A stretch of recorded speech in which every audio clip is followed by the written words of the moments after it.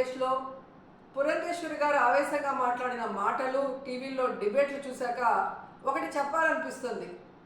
అమ్మ పురంధేశ్వరి గారు, బావ కళ్ళల్లో ఆనందం చూడటం కంటే భక్తుల కళ్ళల్లో ఆనందం చూడటానికి ప్రయత్నించమని కోరుకుంటున్నాను. ఎందుకంటే ఈరోజు కూటమి ప్రభుత్వానికి చెందిన లాయరు సుప్రీంకోర్టులో కోర్టు అడిగిన ఏ ఒక్క దానికి కూడా సమాధానం చెప్పలేకపోవటం వల్లే సుప్రీంకోర్టు ఇంత సెన్సిటివ్ అయిన విషయాన్ని సీఎంగా ఉండి ఎటువంటి ఆధారాలు లేకుండా ఎలా మాట్లాడతారు అంటే, సీఎం ఏదైనా మాట్లాడచ్చు, ప్రజల చేత గెలిపించబడిన వాళ్ళు మాట్లాడకూడదని మీరు మాట్లాడటం నిజంగా చాలా సిగ్గుచేటు. ఎందుకంటే ఈరోజు మీరు చంద్రబాబు నాయుడు, లోకేష్, పవన్ కళ్యాణ్ ఎలాగైతే రోడ్ల మీద ప్రెస్ మీట్లు పెట్టి మాట్లాడుతున్నారో అవే మాటలు ఎందుకు మీరు కోర్టులో మాట్లాడలేకపోయారు? సో ఈరోజు ప్రజలు గమనిస్తూ ఉన్నారు. ఎటువంటి ఆధారాలు లేకుండా లడ్డూలో టెస్ట్ చేయలేదని మీ లాయర్ చెప్పిన తర్వాత, ఎటువంటి ఇన్వెస్టిగేషన్ జరగకుండా చంద్రబాబు నాయుడు పవిత్రమైన తిరుమల లడ్డూ మీద అంత పెద్ద నింద వేసి మరి మత కల్లోలాలు సృష్టించే పరిస్థితి వచ్చినప్పుడు సుప్రీంకోర్టు అడగటంలో ఏం తప్పు ఉందని నేను అడుగుతున్నాను. ఈరోజు మీరు బీజేపీ రాష్ట్ర అధ్యక్షురాలా ఆంధ్రప్రదేశ్కి, లేక తెలుగుదేశం పార్టీ రాష్ట్ర అధ్యక్షురాలా, ఎవరికి అర్థం కాని పరిస్థితికి వచ్చింది. ఎందుకంటే బావ కళ్ళల్లో ఆనందం చూడటం కోసం బావ చేసే తప్పుల్ని వెనకేసుకొస్తున్నట్టు ఉంది. కానీ ఈరోజు 140 కోట్ల హిందువుల మనోభావాలను దెబ్బతీసే చంద్రబాబు నాయుడు స్టేట్మెంట్ని సరిదిద్ది అందరికీ ఊరట కలిగించాల్సిన బాధ్యత బీజేపీలో ఉన్న రాష్ట్ర అధ్యక్షురాలుగా మీకు ఉంది అన్న విషయాన్ని తెలుసుకొని, మరి పైన బీజేపీ పెద్దలు ఎవరైతే ఉన్నారో ప్రధానమంత్రి గారికి కానీ, అలాగే సుప్రీంకోర్టులో మీ లాయర్తో మరి ఇన్వెస్టిగేషన్కి రెడీ కమ్మని చెప్పండి. మరి నిజాలు తేల్చి తప్పు చేస్తుంటే తప్పు చేసిన వాళ్ళని శిక్షించండి, లేదంటే తప్పుడు మాటలు మాట్లాడిన వాళ్ళని శిక్షించమని మీరు కోరాలని కూడా డిమాండ్ చేస్తున్నాం. ఎందుకంటే ఈరోజు ఒక తిరుపతి అమ్మాయిగా తిరుపతి మీద ఇంత అప్రతిష్ట తెచ్చే విధంగా చంద్రబాబు నాయుడు ఒక ముఖ్యమైన సీఎం పోస్ట్లో ఉండి ఎటువంటి ఆధారాలు లేకుండా, ఎటువంటి టెస్టులు చేయకుండా మాట్లాడటం కరెక్ట్ కాదని కూడా ఈ సందర్భంగా తెలియజేసుకుంటున్నాం. అలాగే పవన్ కళ్యాణ్ గారు, ఇది సినిమా షూటింగ్ కాదు.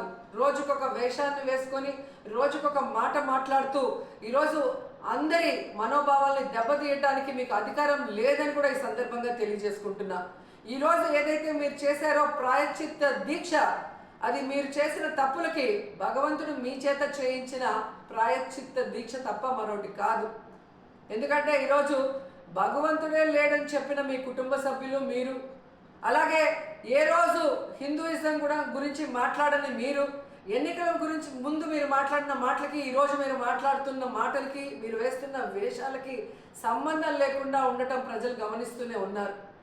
సో ఇప్పటికైనా జగన్మోహన్ రెడ్డి గారిని టార్గెట్ చేయాలి, కార్నర్ చేయాలనుకోను, లేదా బీజేపీ రేపు ఆంధ్రప్రదేశ్లో ఎంటర్ అయితే మన పరిస్థితి ఏంటి అని చంద్రబాబు నాయుడు చేస్తున్న ఈ డ్రా కూడా పాలు పంచుకుంటున్నారో ఏంటో కానీ ఎవరికి అర్థం కావట్లేదు. కానీ పవిత్రమైన శ్రీవారి లడ్డూని ఈ విధంగా అపవిత్రం చేసే విధంగా మీరు మాట్లాడటాన్ని మేము ఖండిస్తున్నాం. వెంటనే దీని మీద సుప్రీంకోర్టు మరి విచారణ జరిపించి సిబిఐ ద్వారా మరి దోషుల్ని బయటకు తీసి వాళ్ళని శిక్షించాలని కూడా కోరుకుంటున్నాం. అలాగే ఇందులో మరొక విషయం ఉంది. ఏదైతే టీటీడీ ఈఓకి ఈ టీటీడీలో జరిగే ప్రతిదానికి సంబంధం ఉంటుంది. ఆయన ఈఓ అయిన తర్వాత వచ్చిన ట్యాంకర్లలో మరి బాగున్న ట్యాంకర్ని లోపలికి పంపించి అన్లోడ్ చేశాం. ఏవైతే వెజిటబుల్ ఫ్యాట్, వనస్పతి ఉంది అని చెప్పి వాటిని రిజెక్ట్ చేసి వాడకుండా బయటికి పంపించామని చెప్పిన ఈఓ గారు 2 నెలల తర్వాత సెప్టెంబర్లో చంద్రబాబు నాయుడు మరి ఏ విధంగా అయితే ఎనిమల్ ఫ్యాట్ కలిసి ఉందని అబద్ధం చెప్పిన తర్వాత కలిసిందేమో అని మాట్లాడటం గమనించి ఆ ఈఓని ఆ పదవి నుంచి పక్కకి తప్పించి అతనికి కూడా నోటీసులు ఇచ్చి విచారించాలి.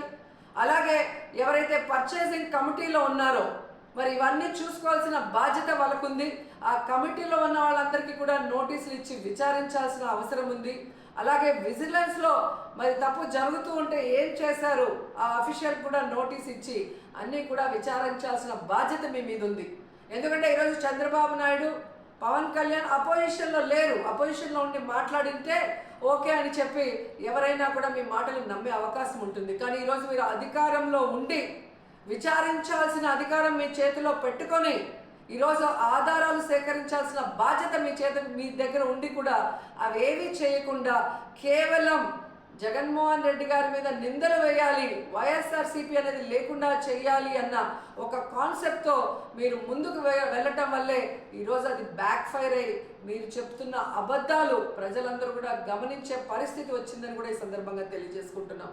సో ఇప్పటికైనా శ్రీవారి పవిత్రమైన లడ్డూ జోలికి పోకుండా మీరు ఇకనైనా ఈ డ్రామాలు ఆపితే బాగుంటుంది. సుప్రీంకోర్టు విచారణకి మేము సిద్ధం, సిబిఐ వేసుకున్న మేము సిద్ధమని చంద్రబాబు నాయుడు, పవన్ కళ్యాణ్ అలాగే పురంధేశ్వరి గారు చెప్పాల్సిన అవసరం కూడా ఉందని చెప్తున్నాను. మరిన్ని వీడియోస్ కోసం ఛానల్ ని సబ్స్క్రైబ్ చేయండి, లేటెస్ట్ అప్డేట్స్ కోసం వాట్సాప్ ఛానల్ ని ఫాలో చేయండి అండ్ లింక్ డిస్క్రిప్షన్ లో ఉంది.